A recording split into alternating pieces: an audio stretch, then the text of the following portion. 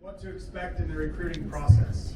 So at the end, we also have a handout that kind of goes through a timeline of what you go through during a recruiting process. As he said, I'm Andy Dierks. I coach at Mount Mercy University. Eric coaches at St. Ambrose. We've both been doing this a long time, but this is by no means a commercial for either of our schools. This is really just talking about college bowling as a generality and what to expect, because there's a place for everybody, but not every place is for everybody. So, kind of go through, I can use my outline up there. So the first thing is there's several divisions of college bowling. If you have a question, you can go ahead and stop and raise hands, and we'll stop and answer questions. There will be built-in time for Q&A at the end on purpose, so that people can ask any questions you have. So there's the major divisions in college bowling are NJCAA, which is Junior College Athletic Association. There's NCAA, which only covers women's bowling. There is no men's NCAA bowling.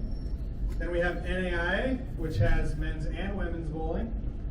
Generally, they're smaller private schools in the NAIA. And then there's Club, which is only affiliated with USBC. But there's two divisions sort of within Club. There's clubs that are funded by the institution and have scholarships and all of those things. And then there are clubs that are completely run by fundraising and have no institutional aid. So there's two different types in there as well. So we're going to go through each of those divisions separately here. So NJCAAs are two-year institutions. Often this is where you're going to find your trade schools and things like that as well. But they are also a really good avenue to get gen eds out of the way and make college a little bit less expensive. I went to a trade school first before I transferred to a four-year school. So it's a great option for a lot of people. Many of them offer scholarships. We have at least two NJCAA schools in here. We have Hawkeye Community College and Iowa Central. Anybody else in here NJCAA? Iowa Western as well. So this is kind of a growing Rock Valley Community College, not far from here, also has a great NJCAA program. And the beauty of it is you can transfer to a four-year school, have college experience under your belt, and transferring is usually relatively seamless, and you can play right away. There's no penalty for transferring if you graduate and get your associate's degree. Most of the NJCAAs, I think all of them actually, also dual affiliate with USBC and also compete in USBC competitions. Any other highlights there? They have two national championship opportunities. There's an NJCAA National Championships, and if they qualify for ITCs, which is the USBC all-encompassing national championship, they can also compete for that. All right. So again, some of the schools that are in NJCAA, Hawkeye, Highland Community College, Iowa Central, Rock Valley, those are just kind of in our immediate area, but there's a lot of opportunities all over the country. And then there's NCAA. Again, this is only women's programs. There are three divisions within NCAA. There is Division 1, Division 2, and Division 3, which I'm sure you hear about in all other sports. Division 1 and 2 can offer athletic scholarships. Division 3 cannot offer athletic scholarships, but they still offer academic scholarships. So it doesn't mean that it's going to necessarily be more expensive or less expensive, which one you go to. NCAA, some of the schools dual affiliate with USBC, but not all of them. Some of them only compete in NCAA competition. There are only two Power 5 NCAA schools, and that is Nebraska and Vanderbilt. Most of the other NCAA programs are at mid-majors for the D1s or smaller Division I schools, or D2s and D3s. In competition, they lump everything together. D1, D2, D3 compete together for everything. There's only one NCAA national championship. But for awards like All-Americans, Coach of the Year, Players of the Year, they do separate those by division. They used to be D1 and D2 and 3 were together, but now they've separated all three.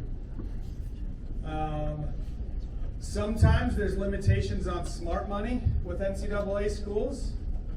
because if they are fully funded for their scholarships, smart money is counted as institutional aid. So if it's a fully funded scholarship program, they use all of their allotted money from NCAA, then you cannot use smart money when you go to an NCAA school. If they are not fully funded, you can use smart money, but it usually has to be approved by compliance how much can be used. So keep that in mind. There are also limitations. You cannot compete in any outside tournament during the season if you're NCAA.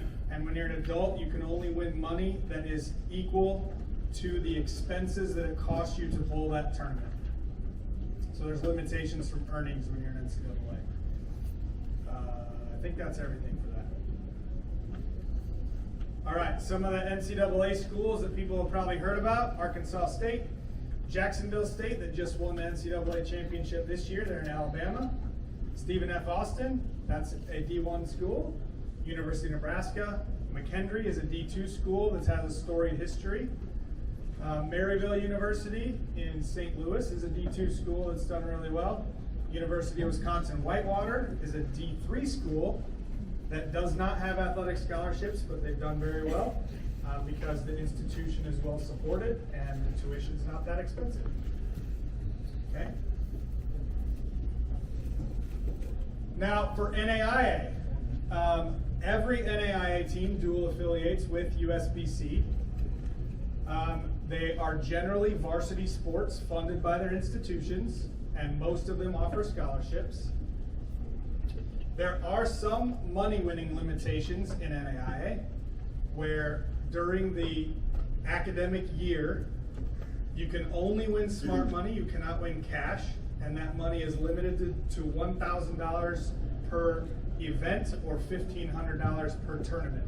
So let's say you won some money in singles and another in doubles, the total can max at $1,500 just during the competitive season, which they count August 1 to May 15. And then outside of season, you can win as much money as you want in cash or smart money, and the only thing you can't do is get a PBA or PWBA membership. They do have some restricted recruiting rules, but they're more relaxed, way more relaxed than NCAA. NCAA has windows in which you can and cannot speak to a coach, and D1 and T2 and D3 are different. So if you're at Junior Gold this year and you communicate with an NCAA coach and they tell you that they can't really talk to you after they find out what year you want in high school, they're not mean, they're just following the rules. So keep that in mind. At NAIA schools, you can use your smart money, and NAIA institutions compete for both NAIA championships and ITCs, which is the USBC championship. Okay? Some NAIA schools you may have heard of: Baker University in Kansas, Clark University right here in Iowa, Grandview's in Iowa, Hastings is in Nebraska, Midland is in Nebraska. There's a lot around here. Mount Mercy, just our women are NAIA. Our men are not affiliated with NAIA in bowling. Morningside, SCAD Savannah has a pretty good program. They're in Georgia. William Penn, who is here in the building. And then University of Pikeville in Kentucky. These are just some. There's a lot of them, but they're just some you may have heard of.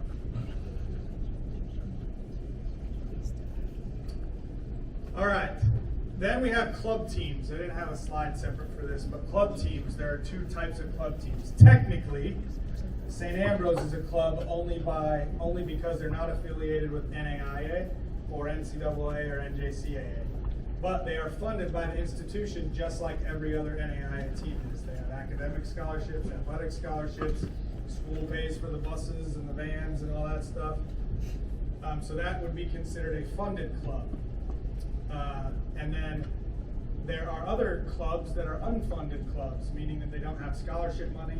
And then there's a club championships for those teams, like Co-College competes in the club national championships. They are funded from a budgetary perspective, but they can't offer athletic scholarships because it's a D3 school. So they can compete in the club championships as well as USBC, ITC championships, stuff like that. So those are a little bit different. Again, there's some great, like Wisconsin Whitewater is a national championship team that is a club that has zero funding from their institution on the men's side. Their women are NCAA, their men are straight club. All fundraise money. They clean Brewers stadiums to raise money, and they've had a ton of success. They've been very good. So you can still make it affordable, and sometimes club opportunities are great. So now everybody really wants to know how to get recruited, right? Right? So there isn't really a secret to getting recruited. I will tell you the first thing is, don't expect coaches to be beating down your door. Because we have, like, a lot of our schools have pretty good sized rosters. So my school, we have about 50 people in our program, 47, 48, somewhere around there. And that's right where Eric is too. So we don't have enough time to necessarily be on the phone constantly and beating down everybody's door trying to get recruited. But that doesn't mean we're not interested. It doesn't mean that you're not getting any love from the coaches. We can't know everybody. You have to be proactive. Yes. You have to be proactive. Every coach is not going to contact every single person. Just like today, the surveys that each of us coaches had filled out. We're not going to have time to sit there and respond to all of that 10 times between now and the fall season. So you have to be proactive, either yourself or parents. Send us emails, call us, text us. We'll get back to you. Yeah. So here's the secret to getting recruited. This is all you got to do. You have to reach out. After you do your research and figure out the schools that might fit your academic needs and maybe the size of school you're looking for, reach out to those coaches. You can email 100 coaches if you want. You can message them on Facebook if they have a Facebook account, whatever. Figure out a way to get a hold of the coaches, reach out, say, hey, I'm interested in your school, I've heard good things, whatever. And then they'll kind of walk you through that process. Are they going to want video, or are they going to want to, what communication goes from there? Usually we're going to want to find out what you're really interested in. What do you want to study? Is this going to be a good fit? If you have video available, that's great. Video and a resume. Your video does not have to be some elaborate Hollywood production with music and lettering and all that stuff. I don't know how to do any of that. There's no way I can make that. If you have a very simple video of you bowling from directly behind you and maybe one on the side, that's great. Okay? You don't need a lot more than that. But that just kind of shows your basic physical game. Do this stuff. Visit campuses. When you visit campus, if you set it up just with the admissions department, make sure that you say you're interested in bowling at that school so that they will set up time for you to meet with the coaching staff or meet with the team. In some schools, like our schools, most of them in here, you can practice with the team during practice. At an NCAA school, you can watch practice, but you can't participate. Okay, so again, those schools aren't being mean, they're just following the rules. It's NCAA rules. Make sure that you feel like the practice or the environment is a fit that you'd be interested in. At my school, we practice at 5:53 a.m. Not everybody is going to make that a good fit. A lot of people don't want to wake up that early in the morning, and that's completely fine. Bowl in tournaments as much as you can. Gain experience, gain exposure. This is going to be a great day. No matter how good or bad you bowl, being here and putting yourself out there is better than somebody sitting on a couch not trying, right? Not putting yourself out there, not trying to get better. The more you're in experiences, the better you're going to be, and the more coaches are going to see you.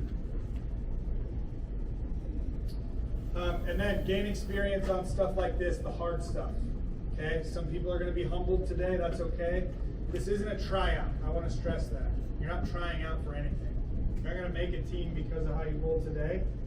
We'd rather see, is this somebody we look like we can work with? And the fact that you're willing to challenge yourself says a lot. And then if you can, find some qualified coaching. Because the more information you have, the better you're going to be as well. So if you've got a good coach in your area, latch on, see if they can help you. Teach you about equipment, teach you about lane play, just teach you more about bowling. Okay? So some highlights that we look for, and I'm sure Eric can add to this as well. The first thing I look for is academic success. And And I look at GPA a lot more than I look at test scores, because GPA is a measure of work ethic. It's not a measure of intelligence. And if you want to get through college successfully, you got to want to work at it. You need to want to be in school to do well in college. Okay, the second thing I look for from a bowling perspective is just fundamentals. Balance at the foul line, relatively straight swing, decent timing, stuff like that. Just base fundamentals. Because I can work with everything else. We can build your game. Next thing I look for is positivity when you're on the lanes. If I see people kick a ball return, that's a really, really big red flag. Because A, that's not yours, and it didn't do anything to contribute to your shot. So, positivity is super important. Being a team player, I try to watch some high school tournaments every year to see how you interact with your teammates, and how you interact with your coach. Having respectful interactions with coaches, parents, teammates, and positive interactions with yourself. So, all of us have done this, including me. Like, you make a bad shot and you're like, idiot! Why would you do that? Why'd you throw it that way, right? You say that to yourself. How many of you would say that to a teammate? Anybody raise your hand? Would you say that out loud to one of your teammates? Probably not, right? So you got to learn how to be your best teammate.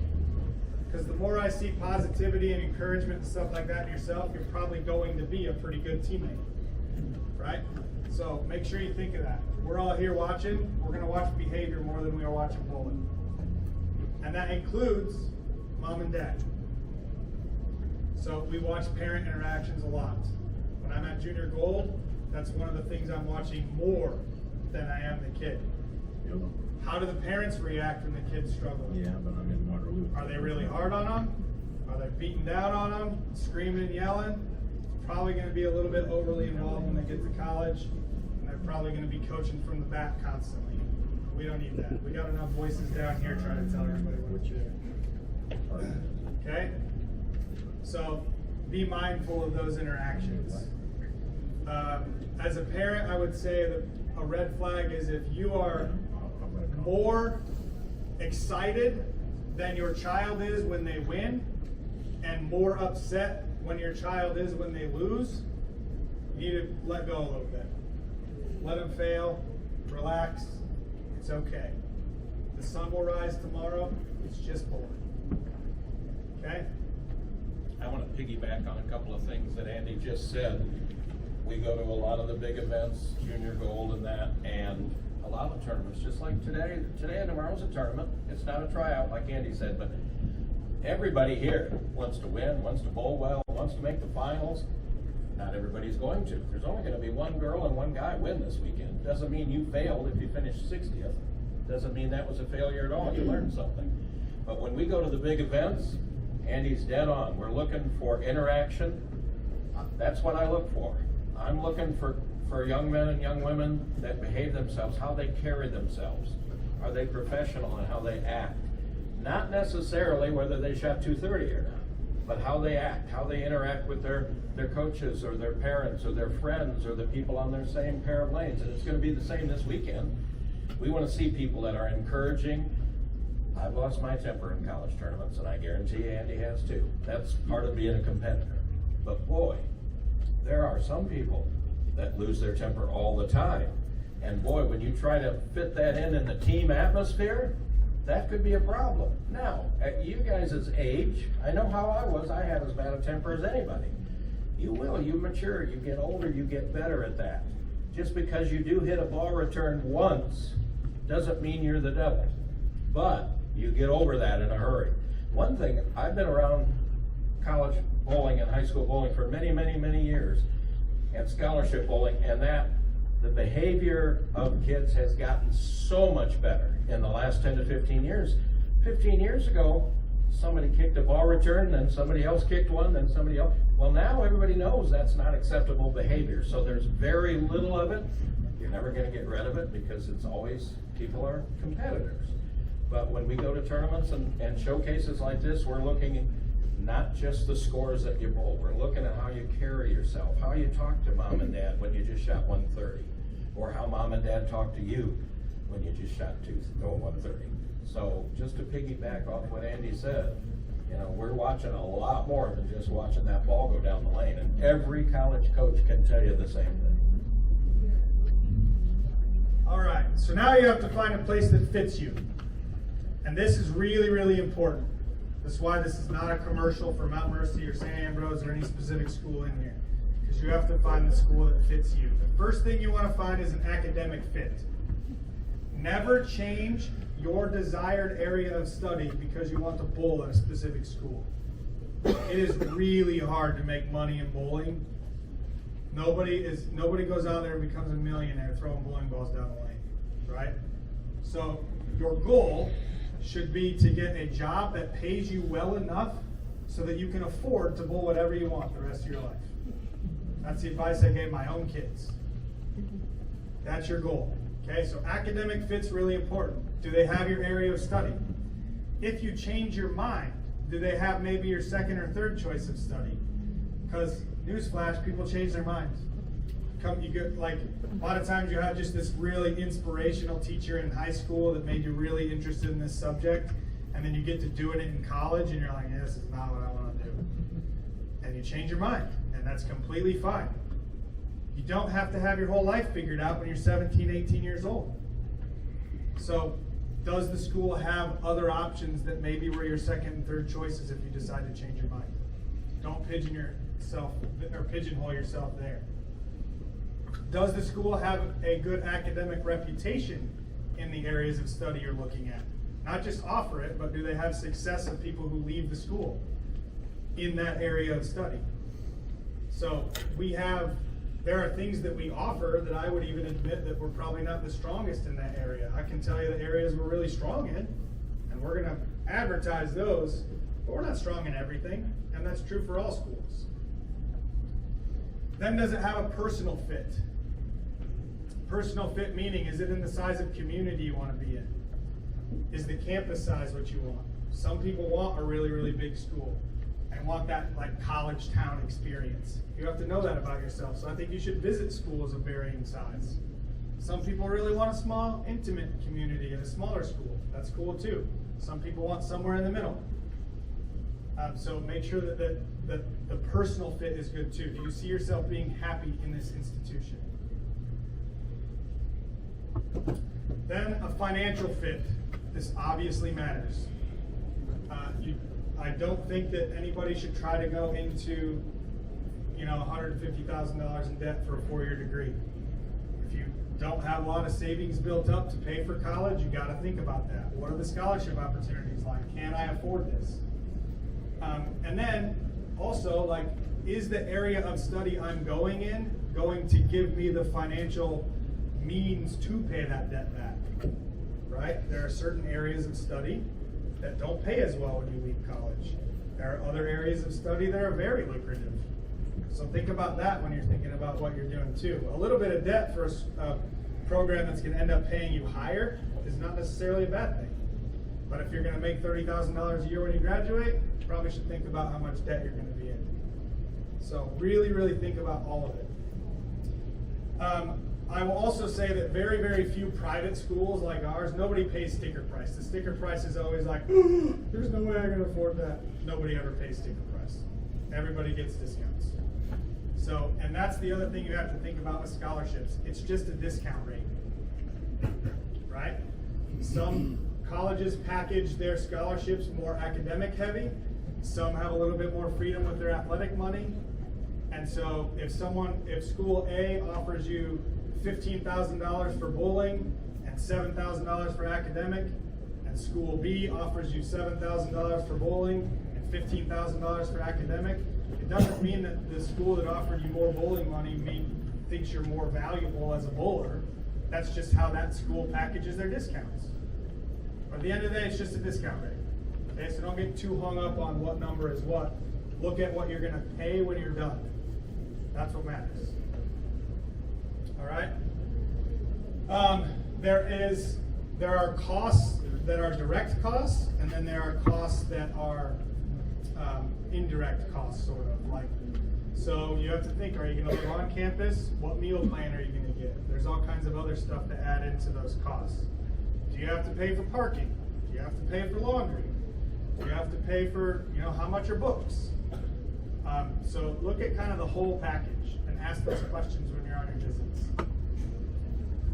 And then lastly, you need to have a program fit. Does the bowling program fit you? Do you feel like you could fit into that team? Does it matter to you if you're on varsity right away? Does it matter to you what the coaching is like? And I don't mean the skill of the coaching sometimes, I mean the relationship you can build with the coach, right? Is it something you feel like you can fit into? Some people like a more aggressive style coach. That's okay. Some people like a really more laid back coach. That's okay. But you have to ask those questions, like what style they are. And I would encourage you to ask players currently on the team what the coaching style is. Because I don't know if we could even articulate what our coaching style is when we're asked that question. I don't know. Ask my players. Most of our bowlers, they want an aggressive coach when they just shot 230 and a really laid back coach when they just shot 130. Yeah, that's true. Very true. So you got to ask those questions. Try to, like, everybody lives on Instagram these days, right? Like, find some people on the team, send them an Instagram message. What's your coach like, or whatever? What's the program like? How are practices run? And then when you try to go to practice, then you can sort of get a feel for what that's like as well.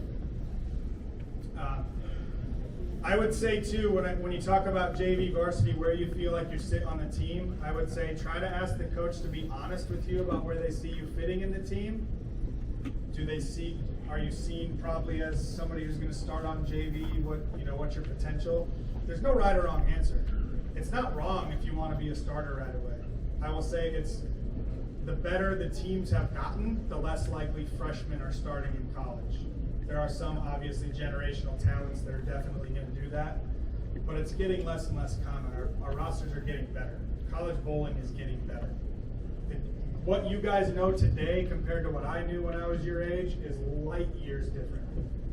Light years. Speaking of light, Yeah, you just mentioned light. We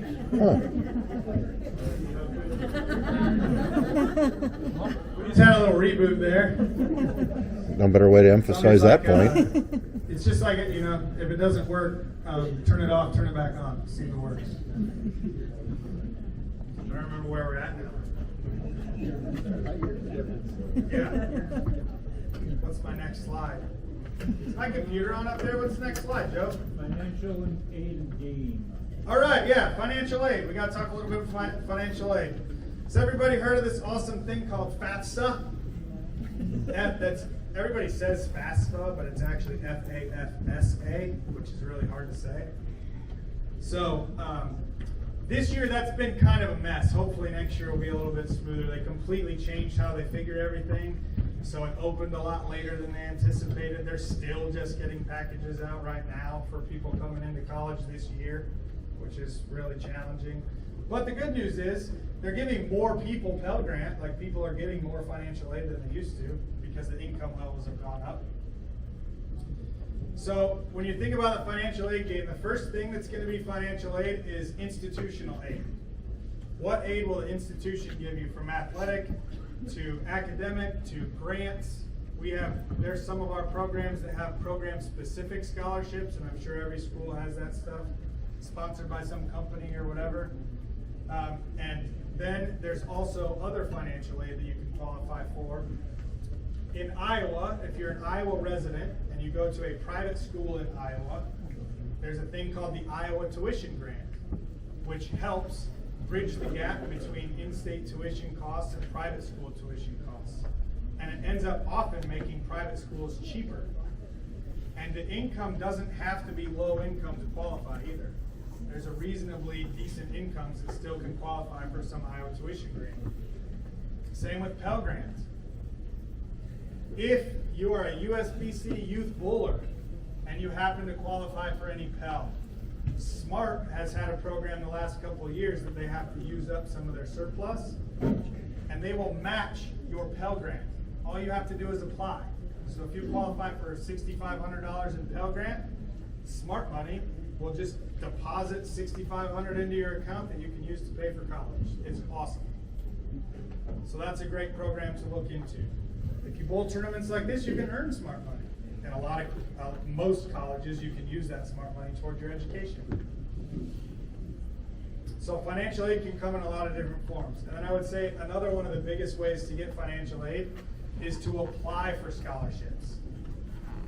How many local associations have scholarships available? Who's involved in local association or state association? Usually what I hear from them is they get like 10 applicants. Because people want to take the time. And guess what happens then? All 10 people get a scholarship. A lot of times if you just take the time to fill it out, you're going to get an award. You're going to get some free money. Okay? So make sure you look for scholarships. Look in your local community and see if businesses sponsor scholarships you can apply for. Kiwanis, Legion, American Legion, all of these fraternal organizations, a lot of them have scholarships. You just got to apply for them. I think I got this was back in the 90s, and I think I got like $6,000 in scholarships just from little organizations that I applied for. 500 here, 1,000 here, little stuff just adds up. Okay? What do we have now? Okay, so this is kind of closing it out. The bottom line with picking a college is there is a college for everybody, but not every college is for everybody. Find the one that's right for you. And if it turns out to not have bowling, that's okay too. There's a lot of our state schools, like Iowa State, UNI, they have clubs that you can still have a ton of fun. I think UNI's here actually. You can still have a ton of fun bowling, get a great education, and it's a little bit of a different experience than some of our programs that have full-time coaches and all that stuff, but it doesn't mean it's not a great experience for you. There's a lot of things you can do with college and with bowling. The 4 years will also go way faster than you think. So enjoy it, soak it up. You're probably gonna miss it. I think the number one thing I hear from seniors after they graduate is, gosh, there were times during this 4 years that I couldn't wait for it to be over, but I wish I could do the whole thing over again. Because there's gonna be ups and downs. There's gonna be battles. It's gonna be challenging. Bowling is a sport, as Eric kind of said earlier, there's only going to be one winner, right? There's probably more failure in bowling than there is success if you consider winning what success is. Like, no one has a winning record in bowling. Nobody. Walter Ray Williams Jr. is the winningest PBA player of all time with 47 titles. Meaning he lost 93% of the times he stepped foot on the list. And that keeps growing because he still bowls. So he's bowled, I don't know, a couple thousand national events maybe by now. He's won 47 of them. Nobody has a winning record. Okay? So you got to take the good with the bad. And then remember that don't let anybody else make your decision for you. This is advice that I've heard my players give advice when people ask, like, what's your advice on picking college? The biggest thing is, like, do what's right for you. Don't let anybody make that decision for you, except probably the people who write the checks probably need to be informed and part of your decision, because that's an important piece of it. But don't go because of a boyfriend, a best friend, stuff like that. Those things don't necessarily last, and you shouldn't make your college decision based on things like that. And then the last thing I'm going to go with, and then if Eric has anything to add, he can do that, and then we can open it to questions. But the last thing I'll say is, you need to know that you're ready for college athletics. And I think bowling is unique, not because of any fault of anybody, but most of the time, at least in our area, bowling center like this, bowling centers like we have in Cedar Rapids, have to host multiple high school teams. Therefore, most high schools get 2 to 3 practices a week max. Basketball's practicing 5 days a week, football's practicing 5 days a week, at least until they're competing, right? Bowling gets less practice than most sports because we have to use an outside business to do the practice. College usually practices more. Most of the schools I know are practicing more than that. Plus the season is a lot longer, and the tournaments are a lot longer. High school bowling in Iowa, you're bowling for an hour and a half, 2 hours for most of your meets. And your season is a set, like 3-month period, right? College bowling, we compete from September to April, if you're fortunate enough to go to postseason. So that means we're training from September, or from August to April, till we're done. A typical week for most college students is between 50 hours and 90 hours of team commitment. Not including your studies, okay? That's team commitment. So if you got 8 hours of regular practice, plus maybe an individual or a small group lesson in there, plus workouts a couple times a week, plus travel time on a bus or a van, plus tournaments Saturday and Sunday, 7 hours a day, that adds up pretty quick, right? So that means you have to have good time management. There's a trap also, I think, a time trap when you go to college. Because when you're in high school, you're generally in class for a regimented 7 hours a day. It's like bell rings, go to the next class. Bell rings, go to the next class, right? It's very regimented time. Then you have practice after school or whatever that is. You got your high school job. Everything's very regimented. In college, you're only in the classroom for 12 to 15 hours a day. Or I'm sorry, a week. 12 to 15 hours a week. That seems like not very much, right? Usually you're going to have 2 to 3 classes a day. So your brain, when you walk in as a freshman, is like, look at all this free time I got. All kinds of free time. Well, free time, if not used wisely, can get you really behind very quickly. Because professors aren't writing your assignments on the board every day, and they're not babysitting you getting your stuff done. There's a syllabus online, and you're expected to know when things are due and get it done. Right? And if it's not done, you just don't get a grade. No more of this 50% is the lowest you can get. It doesn't happen anymore. So you have to stay on top of your time management. And when you add a sport to it, it makes it even more challenging. So you have to get a planner. Usually when people struggle academically, it's not the ability to do the work that is the problem, it's managing their time and getting their work done. Okay, so make sure that you're ready for that commitment. All right. Anything to add? Yep. Just to kind of sum up what Andy said, which is all very good information. I can't tell you how many thousands of times every coach in this room has probably told a young man or a young woman when they visit, pick a school for the school. Andy touched on that, but that is the most important thing there is. If you've chosen a school, I always use this as an example, you fall off a step your first day of class and break your ankle and the doctor says you can't bowl anymore, we still want you to get your degree at that school you're at. So if you've chosen a school for that school, you'll still enjoy being there for the next 4 years or 2 years, whatever the case may be. But school comes first. Yep, bowling or any sport or any activity. Bowling is going to provide you the opportunity to meet friends that you're going to have for 50 years. And you're going to get to go on some amazing journeys along the way and have some success and have some failure. But that's not the reason you're in school. The reason you've chosen to go to college has to be to get that degree so it can open up a world of opportunities for you after you graduate. A few things we talked about, what means what to somebody. Well, what means something to one person might not mean anything to the other person. Everybody's different. There's no right or wrong answer. For the vast majority of people that visit colleges, finances are a huge part, but not to everybody. And it's the same way with campus size and dorms and facilities, the bowling program, the coaching staff, cafeteria food, the weather, the community. There are so many things, proximity to home, like we talked about major, the cost. All of that means different things to different people. There's no right or wrong answer.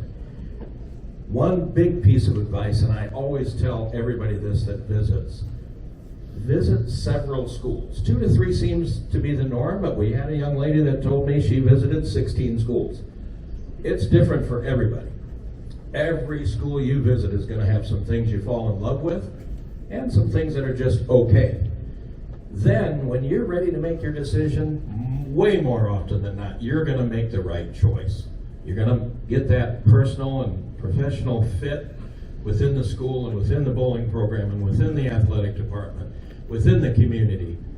And that's the most important thing we've talked about today. Every college bowling program, and you could probably say it about every sport at every school, we have bowlers at every level. You don't have to be an all-star to go to Wichita State, which has been the benchmark bowling program for 50 years.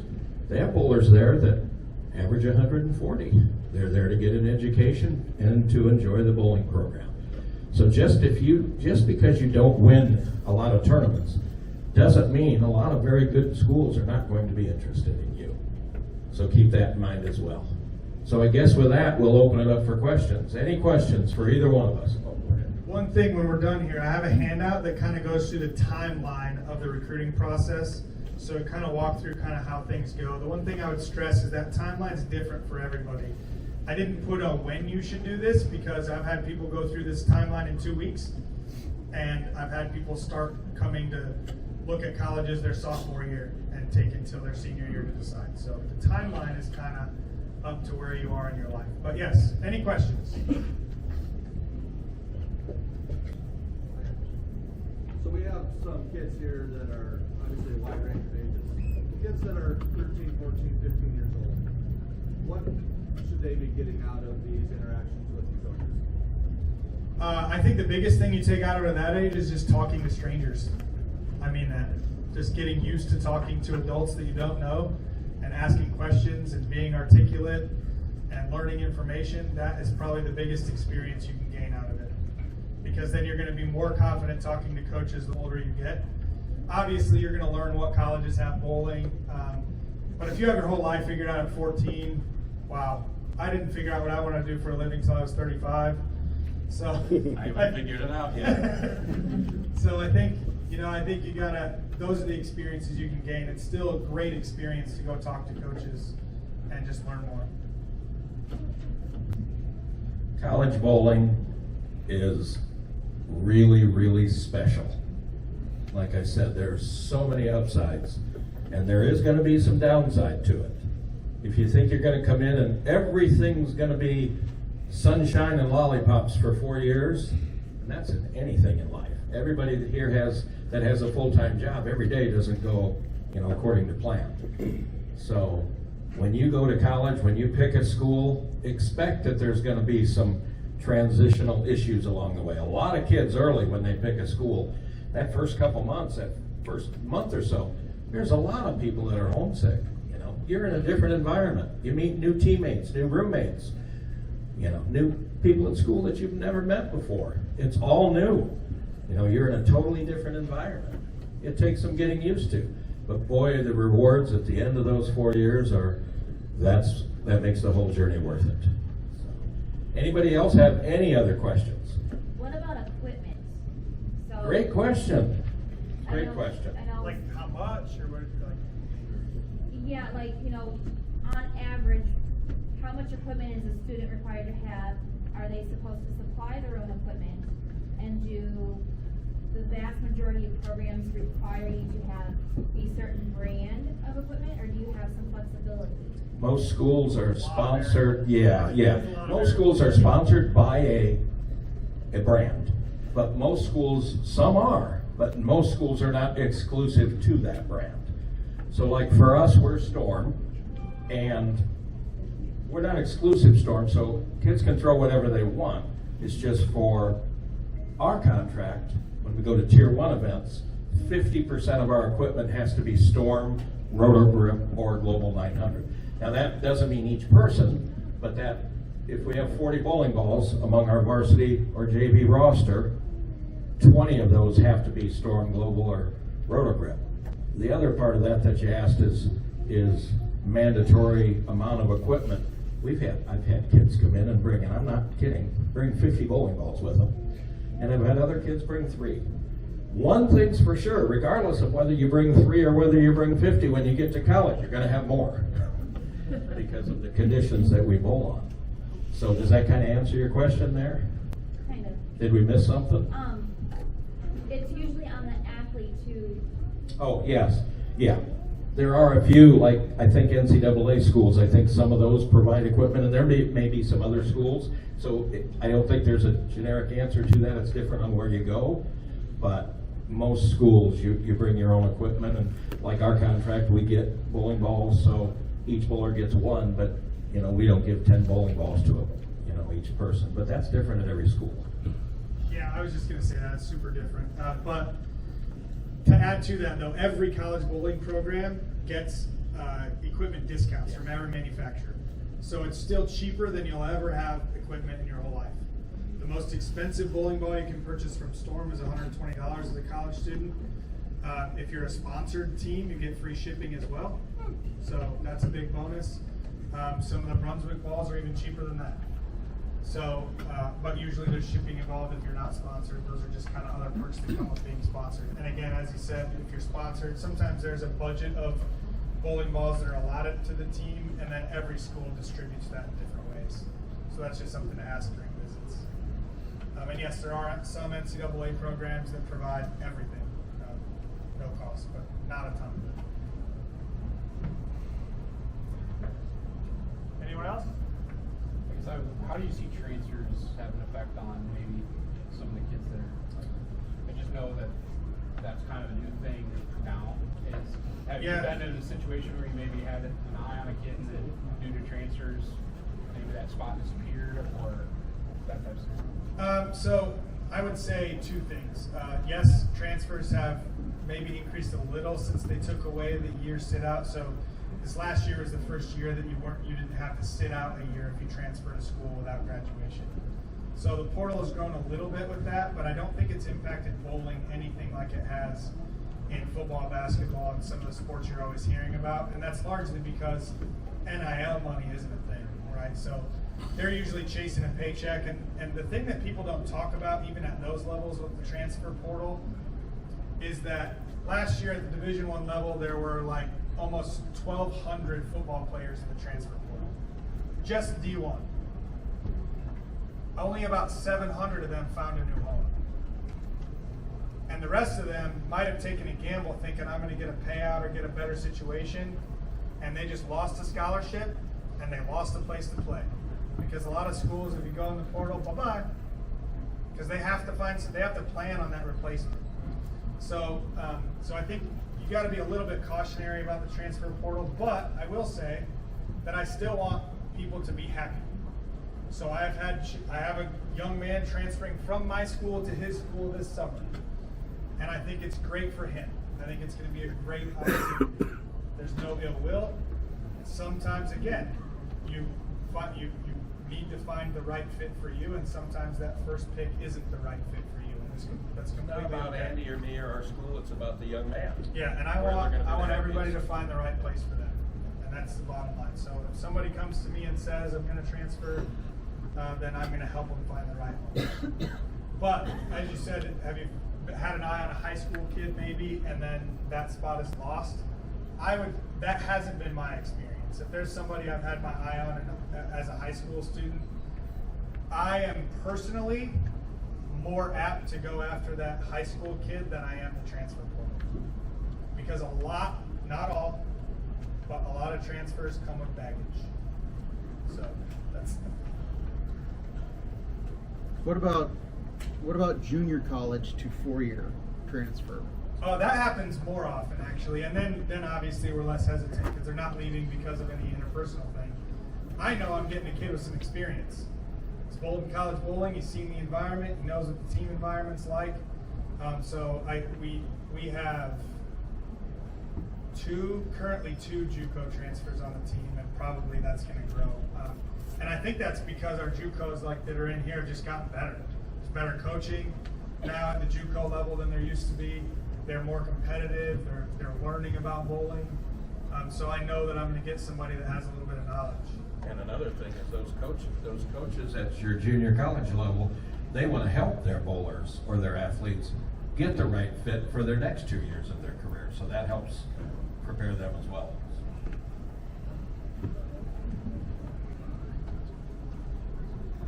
other questions? Kids have any questions? They're leaving all this finance stuff up to mom and dad, aren't you? Yeah. Well, what I find, generally speaking, in things like this, is people have questions that they just don't want to say publicly. So if you have questions for any of the coaches in here later, make sure you ask if you want it to be a little bit more one-on-one type question. But the only dumb question is the questions you don't ask. When you go on your visits, prepare some questions. Ask the school or the counselors or the professors or the athletic people that you meet. They're going to be impressed if you've prepared some questions to ask, because once you get in the car after that visit's over, you'll think, oh shoot, I forgot to ask. So write them down. There's I nothing agree. wrong with that. I am very impressed when I have an athlete come in with a list of questions. Yep. They are prepared. This matters to them. They're not letting mom and dad do all the talking. It's awesome. Very impressed when someone comes on a visit with a list of questions. Immediately goes up here on the list.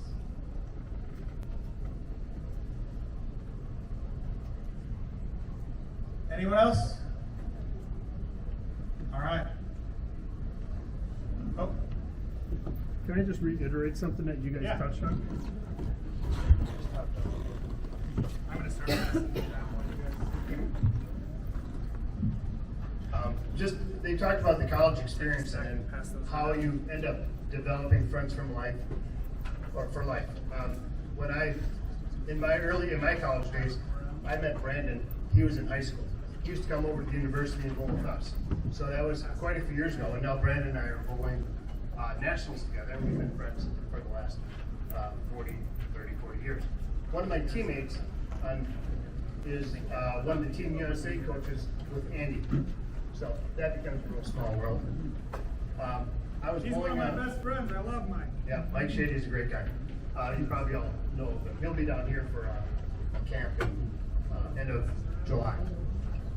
I was bowling the Fusion down here, and the first time I never met Eric, but one of his bowlers was so nice to bowl with that I actually reached out to Eric just to comment about how great of a bowler he was, and just to bowl around.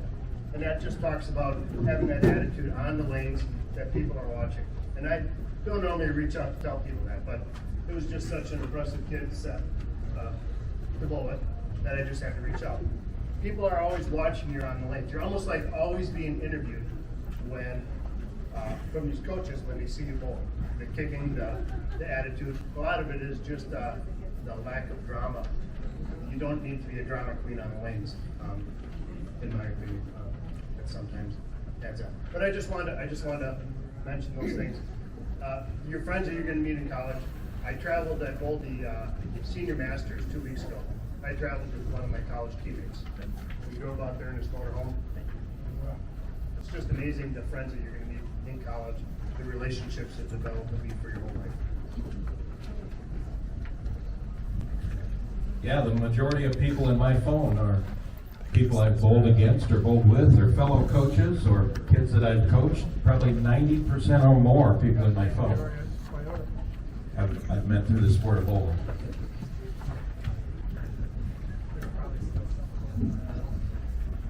Yeah, the coaches aren't the only ones that watch you bowl too. You don't know. Somebody might be back there watching you, and 2 years later, you might be interviewing for a job at that person's company, and you walk in and they're like, oh boy, I remember that kid. So there could be potential sponsors watching. You don't know who's watching you, so try to behave like you want other people to behave. I think we're done. All right, thank you, Andy and Eric. Appreciate it. We get a round of applause for that. And like Coach Dierks mentioned, if you come up with questions today and tomorrow, every coach here has answers for those questions, and they would love to have them. So please don't leave here with any questions. That's what this weekend is about. That's what part of this weekend is about.